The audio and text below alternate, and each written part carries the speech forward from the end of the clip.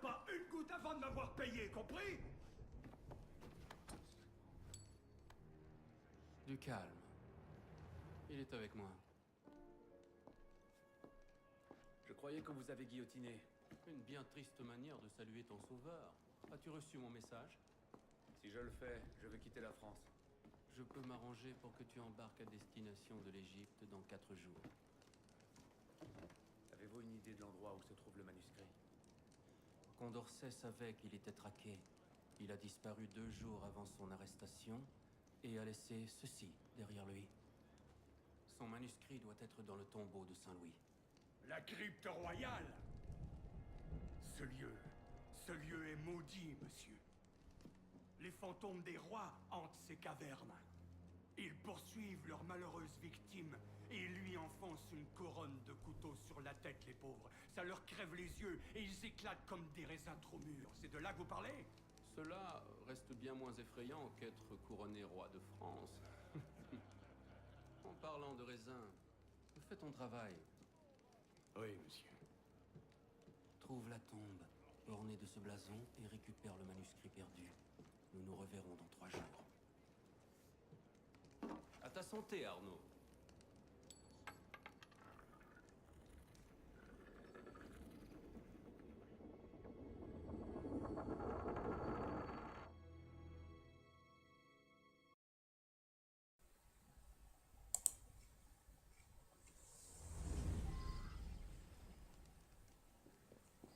Votre mémoire est bizarre.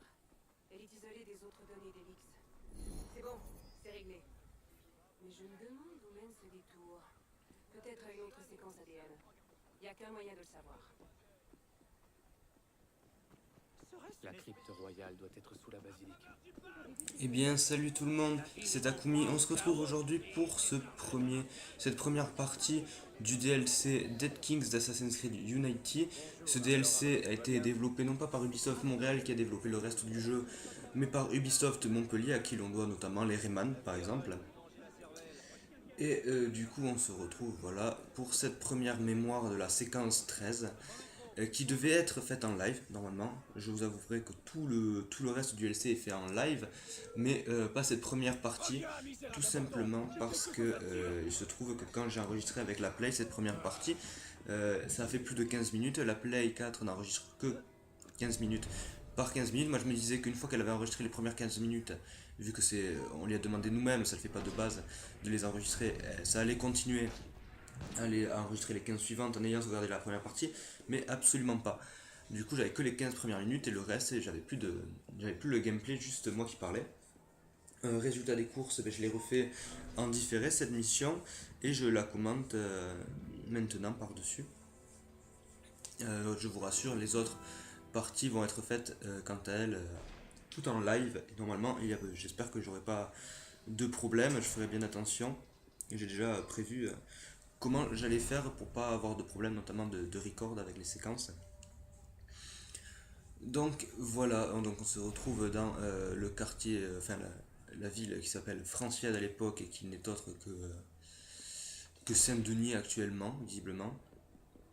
Et on va aller récupérer quelque chose dans la crypte royale apparemment. Donc du coup, vu que j'ai déjà fait la mission, vous allez voir un peu comment j'ai fait pour passer tout simplement sans me faire griller en fait, pour réussir les missions secondaires qui sont dans celui-là plutôt compliquées dans ce DLC. Pour l'instant, de ce que j'en ai vu, c'est pas ultra simple. Il y a beaucoup d'endroits où il faut pas, par exemple là comme vous voyez, il faut pas se faire griller. Et du coup, ça rend la tâche assez compliquée. Parce que faut faire attention de comment on tue les gens. Est-ce qu'on les tue? Est-ce qu'on les esquive? Est-ce qu'on se déguise? Par exemple là, en fait, je voulais aller en dessous et je me suis fait avoir. Je me suis retrouvé en haut. Donc il va falloir que je passe, que je réussisse à descendre. Mais le problème c'est qu'en bas, il y a aussi pas mal de gardes. Vous allez pouvoir vous en rendre compte assez rapidement. Après, cette première mission est pas ultra compliquée finalement, mais elles sont plutôt longues. En fait, finalement, elles sont découpées en plusieurs parties et c'est plutôt long à faire petit à petit en fait. Mais c'est un DLC que je trouve être intéressant pour le moment. change un peu du jeu de base en fait. Que ce soit au niveau de l'ambiance, comme vous avez pu le remarquer, c'est très sombre. Et de ce que j'en ai vu pour l'instant, ça se passe beaucoup dans les souterrains. En fait, toutes les missions principales, je pense qu'elles vont se passer dans les souterrains quasiment. En même temps, c'est un peu le DLC qui est axé sur ce phénomène de souterrain, de huis clos un peu. Et du coup, je trouve ça plutôt intéressant de traiter ça. Les ennemis sont beaucoup plus agressifs aussi. Je sais pas si on va pouvoir beaucoup le voir dans cette première mission. Moi, je sais que j'ai beaucoup galéré parce qu'ils sont en groupe et plus rapides, plus violents. Simple comme... Où est-elle? Diable, la porte du temple est tout près.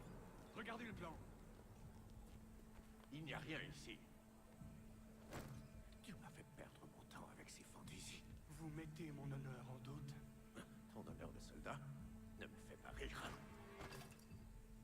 Tu es libre de rompre ton engagement. Mais moi aussi, je suis libre. Et je peux me montrer violent. Je me suis trompé, capitaine. Mais j'ai appris qu'il existait une liste des reliques volées dans la tombe. Je peux vous y conduire. Elle est aussi précieuse que le temple. Ce n'est pas ce que je cherche. Regarde-moi dans les yeux quand je te parle. Est-ce que tu veux la même chose que moi?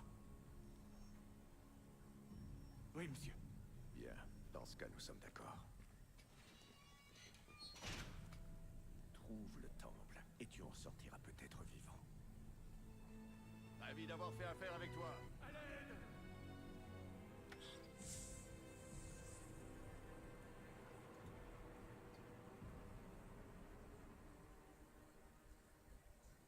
C'était quoi ce bruit? Citoyen, Arrière, fantôme! Lui, il a pas de chance, il s'est bien fait niquer. L'autre gars là qui est parti a l'air d'être un sacré connard aussi. J'imagine que ça va être l'antagoniste principal, le grand méchant du DLC. Celui qu'on va peut-être tuer évidemment à la fin, j'imagine. En tout cas, il a pas l'air très sympathique. Et il vient de tomber comme une merde. Ça, c'est un de mes passages préférés de cette mission. J'avais beaucoup rigolé. C'est dommage que vous n'ayez pas ma réaction en live parce que c'était assez drôle, je dois vous l'avouer.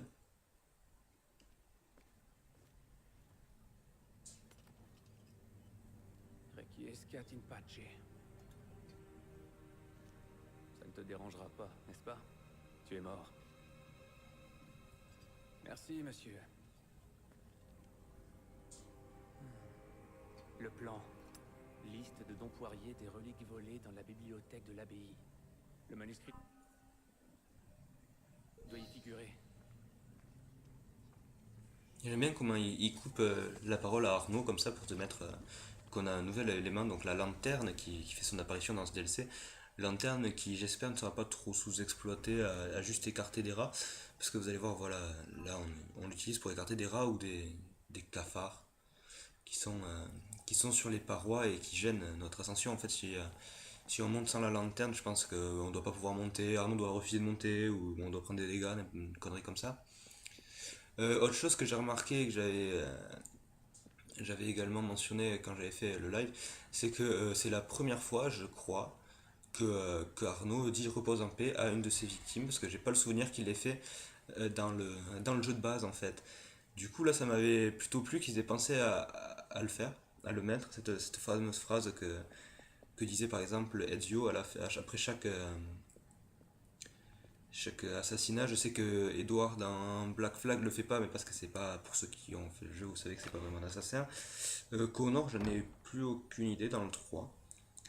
Donc du coup c'est un peu compliqué. Après j'ai pas fait Libération donc je sais pas non plus. Mais lui ouais, c'est la première fois que je l'entendais, j'avais trouvé ça plutôt sympa. L'idée de la lanterne je trouve ça aussi sympa. Tout simplement parce que ça rajoute un petit peu quelque chose en plus dans le gameplay. Vu que c'est dans les souterrains, c'est bienvenu de mettre une lanterne pour nous éclairer. J'espère que ça va être bien utilisé en fait, tout simplement.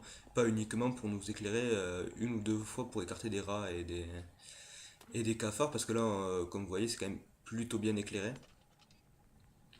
Vous pouvez voir aussi qu'il y a pas mal d'objets à découvrir dans ce DLC. Là, je m'efforce de ne pas aller chercher, enfin plutôt, je n'y vais pas parce que dans le live j'étais allé. Je vous avouerai que dans le live, c'était beaucoup plus long parce que déjà je découvrais, puis en plus j'allais chercher tout ce qui traînait, coffre, bicorne de Bonaparte et tout artefact, tout ce qui traînait, j'allais chercher, même s'il fallait pas, si c'était pas sur la route de la mission. Donc là, grosse énigme, comme vous pouvez le voir. C'est plutôt, c'est limite trop simple.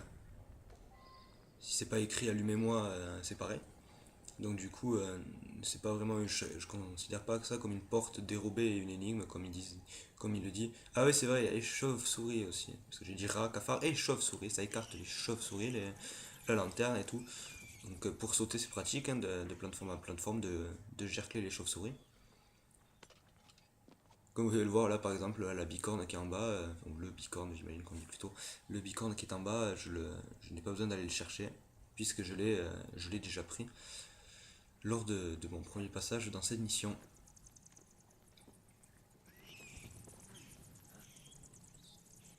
Ouais, voilà, comme vous pouvez le voir là, moi je trouve vraiment que ça donne vraiment une très bonne ambiance au jeu, ces souterrains, ces chauves-souris, tout ça, le coup de la lanterne qui fonctionne plus quand il n'y a plus d'huile ou quand vous tombez dans l'eau. En même temps, dans l'eau, ça paraît logique quand il n'y a plus d'huile non plus, mais on n'a pas l'habitude d'avoir ce genre de mécanisme. Bon, visiblement, il y a des pots un petit peu partout pour pouvoir se remettre de l'huile. Là, je suis désolé, j'ai fait tourner la caméra un peu dans tous les sens, je savais plus trop par où monter, je cherchais les prises, alors j'essayais de faire tourner la caméra de manière à voir où je montais tout en grimpant, mais j'ai pas réussi, donc du coup, c'était un petit peu un échec.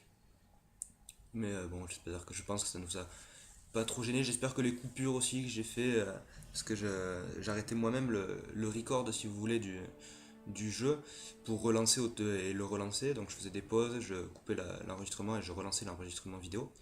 Donc j'espère que les coupures que j'ai faites sont pas trop violentes. Normalement, enfin, pendant le jeu c'est pas violent parce que c'est logique, ça se suit. Mais quand je l'ai fait sur le logiciel de montage, ça devrait passer aussi, j'espère, je pense. Enfin, vous me direz tout simplement dans les commentaires, même si je pense que quand vous verrez cette vidéo, il y en aura déjà une petite partie de ce qui est du DLC qui aura déjà été faite. Ce qui m'inquiète aussi, et je pense que ça va être problématique, c'est le bruit de la manette quand je joue, puisque là ça va, puisque j'ai pas de manette dans les mains, vu que j'ai déjà fait la mission. Par contre, je m'inquiète plus pour les autres parties du DLC. Parce que ce que je fais, c'est que je mets un coussin entre le micro et la manette. Par exemple, j'ai mes mains avec la manette, j'ai le coussin dessus et je joue. Et j'espère que ça étouffera un minimum le bruit en fait. Sinon, ça serait dommage que vous l'entendiez beaucoup trop fort. Donc là, je vais donc à l'abbaye récupérer la liste des artefacts.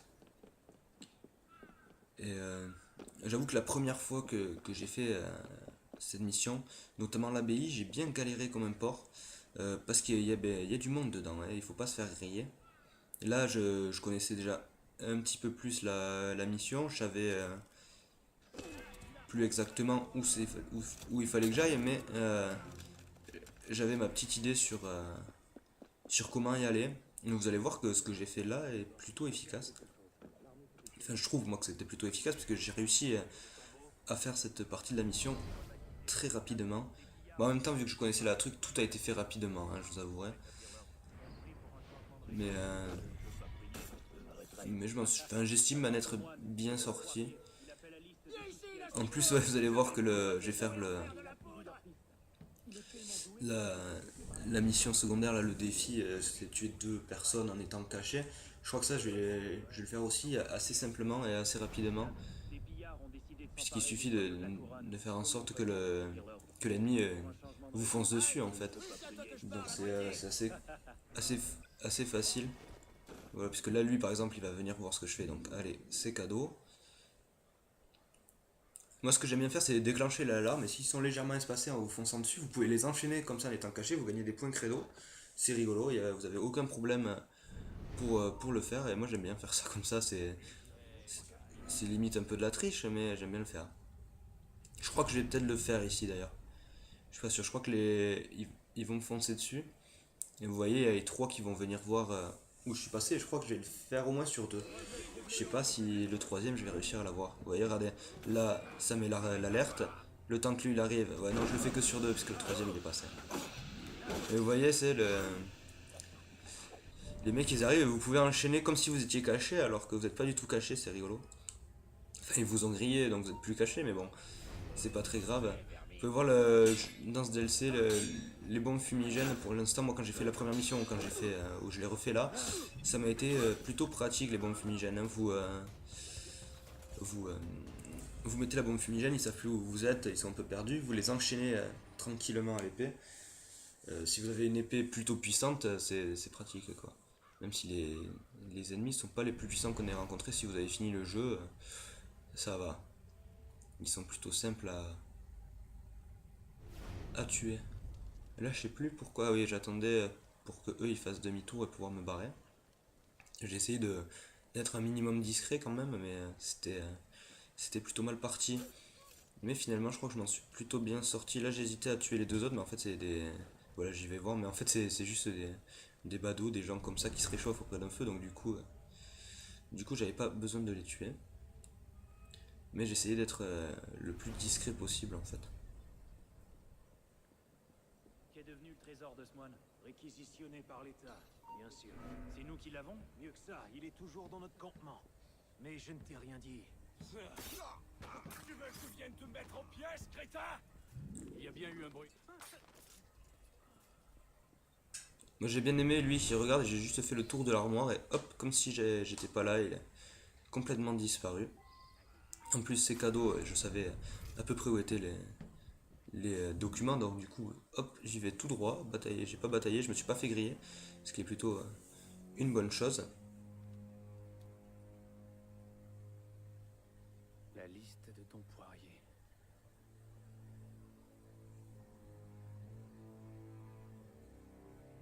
Elle dit que le manuscrit de Condorcet se trouve dans la vieille maison rouge. Il a ajouté un nom, Léon.